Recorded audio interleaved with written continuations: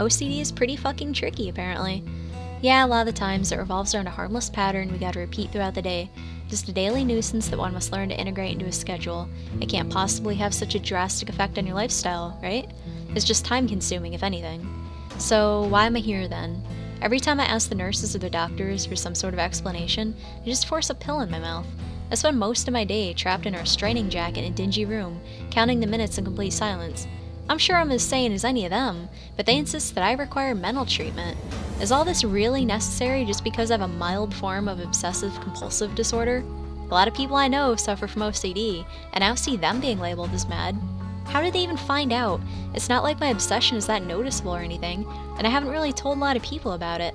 In my case, I just feel the need to reward myself with a hot cup of coffee every time I complete something that I see as significant. Like a hard day of work, for instance. I mean, sure, my caffeine level might be a bit high, but that's hardly a reason for cramming me in an asylum filled with nutcases. No matter how hard I try to think, I just can't list another reason that might justify me being here. Plus, I have yet to experience any sort of cooperation from the workers here. I do believe that after your home gets stormed by a dozen uniformed men, which are apparently authorized to beat the shit out of you, before finally putting on the restraints, you at least deserve a fucking explanation. The bastards didn't even let me finish my coffee. The whole ordeal is a bit fuzzy, probably from having my head bumped against the hood of a police car, but I think I recall the important parts.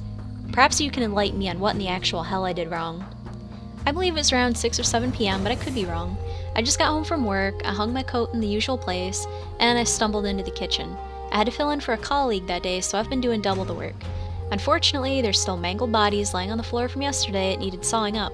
I have a pretty big fridge, but cramming a fully grown human adult in there, pretty much impossible. So, dismemberment's in order.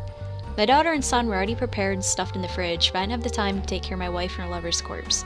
My dad's old saw was pretty dull, but it eventually did the job. The bones took a little bit more as the blade kept getting stuck, but it had to be done, and I'm not the type to simply ignore chores.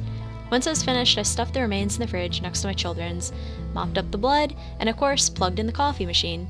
As you can tell, my OCD doesn't interfere with my work. In fact, it makes me look forward to completing every important piece of business that I have on my schedule. I couldn't imagine a better reward for a job well done than a hot cup of my favorite brand of coffee. I even felt like adding some cream, thinking I deserved it after that much excruciatingly difficult work in the week. As I took a sip, I started to wonder about how I was going to spend my weekend. Suddenly, my door was knocked down and the aforementioned morons piled over me, yelling as they kicked and punched me around my own kitchen. One of them was pointing at the fridge as if he hasn't seen a household appliance in his life. He even started shouting at me about it, but I couldn't determine what he was saying over the loud buzzing in my ears. By the time they got me in the back of the car, I already passed out. Surely I have the right to press charges for unneeded physical assault, but no one seems to care for my opinion here. It's been several weeks now since I arrived at the mental institution. 2 weeks, 3 days, 12 hours to be exact. I don't have much else to do besides count. Fortunately, they're kind enough to allow me out of my cell and remove the goddamn jacket, so I can at least wipe my ass like a normal human being. I'm still not allowed around the other inmates, though, for God knows what reason.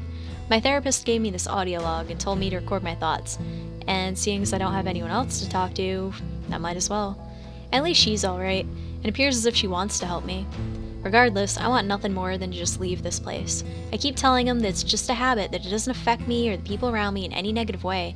That usually results in me getting more meds pushed in my system. It's just coffee. What is the big deal?